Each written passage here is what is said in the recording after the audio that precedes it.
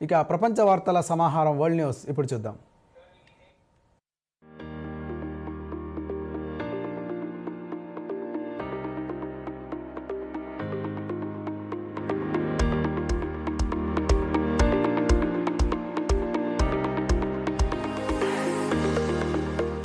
ప్రధానమంత్రి నరేంద్ర మోదీపై అమెరికా అధ్యక్షుడు ట్రంప్ ప్రశంసలు కురిపించారు. మోదీ కార్యసాధకుడని, దృఢమైన వ్యక్తిత్వం కలిగిన వ్యక్తిగా పేర్కొన్నారు. యుద్ధాలకు మోదీ దూరంగా ఉంటారని కొనియాడారు. అంతర్జాతీయ మీడియా సంస్థ నిర్వహించిన ది యాక్సియోస్ షోలో మీరు ఇష్టపడే ఇద్దరు అంతర్జాతీయ నాయకులు ఎవరు అని యాంకర్ అడిగిన ప్రశ్నకు ట్రంప్ ఏమాత్రం సంకోచించకుండా చైనా అధ్యక్షుడు షీ జిన్పింగ్, భారత ప్రధాని మోదీ పేర్లను చెప్పారు. పశ్చిమాసియాలో మళ్లీ ఉద్రిక్తతలు పెరిగాయి. కాల్పుల విరమణ ఒప్పందంలోని నిబంధనలను, అమెరికా హెచ్చరికలను బేఖాతరు చేస్తూ లెబనాన్పై ఇజ్రాయెల్ దాడులకు దిగింది. ఇజ్రాయెల్ దాడుల్లో 32 మంది లెబనాన్ సైనికులు, సాధారణ ప్రజలు మరణించారు. దీంతో తీవ్రంగా స్పందించిన ఇరాన్ హర్మూజ్ జలసంధిని మళ్లీ మూసివేస్తున్నట్లు ప్రకటించింది. అమెరికా వైఖరి దురుద్దేశపూర్వకంగా ఉందని, హామీలను ఉల్లంఘిస్తున్నట్లుగా స్పష్టంగా కనిపిస్తోందని ఆరోపించింది. పరిస్థితి ఇలాగే కొనసాగితే తీవ్ర పరిణామాలుంటాయని హెచ్చరించింది. హర్మూజ్ జలసంధిని ఇరాన్ మళ్లీ మూసివేయడంపై అమెరికా అధ్యక్షుడు ట్రంప్ అభ్యంతరం వ్యక్తం చేశారు.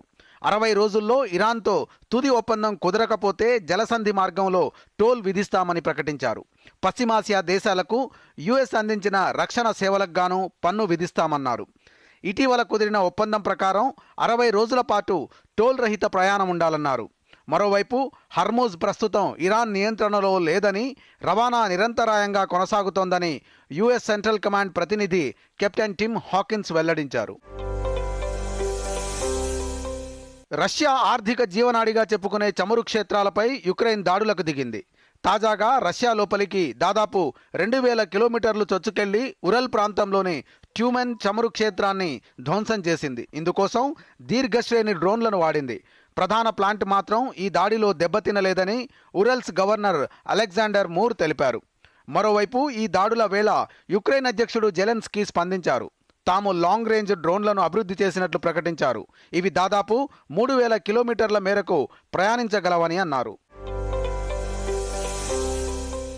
అమెరికా అధ్యక్షుడు డొనాల్డ్ ట్రంప్, ఇటలీ ప్రధాని జార్జియా మెలోనీల మధ్య మాటల యుద్ధం కొనసాగుతోంది. G7 సదస్సులో మెలోనీ తనతో ఫోటో దిగడానికి ప్రాధేయపడ్డారంటూ ట్రంప్ పేర్కొనగా, ట్రంప్ వ్యాఖ్యలను మెలోనీ ఖండించారు. ట్రంప్ వ్యాఖ్యలు అర్ధరహితమని, ఆయనతో ఫోటో దిగడం వల్ల ఎటువంటి ప్రయోజనం లేదన్నారు. అయినా తన ఆదరణ గురించి ట్రంప్కు అవసరం లేదంటూ మెలోనీ బదులిచ్చారు. అవినీతి ఆరోపణలు ఎదుర్కొంటున్న స్పెయిన్ ప్రధాని పెడ్రో శాంచెజ్ భార్య బెగోనియా గోమెజ్ను దేశం విడిచి వెళ్లొద్దని ఆ దేశ న్యాయస్థానం ఆదేశించింది. పాస్పోర్ట్ను అప్పగించాలని, 2 వారాలకొకసారి కోర్టుకు హాజరు కావాలని పేర్కొంది. ప్రధాని భార్యగా గోమెజ్ తన పరపతిని ఉపయోగించి వ్యాపారాల్లో ఓ యూనివర్సిటీ ప్రాజెక్టులో అక్రమాలకు పాల్పడ్డారని న్యాయస్థానం ప్రాథమికంగా నిర్ధారించింది.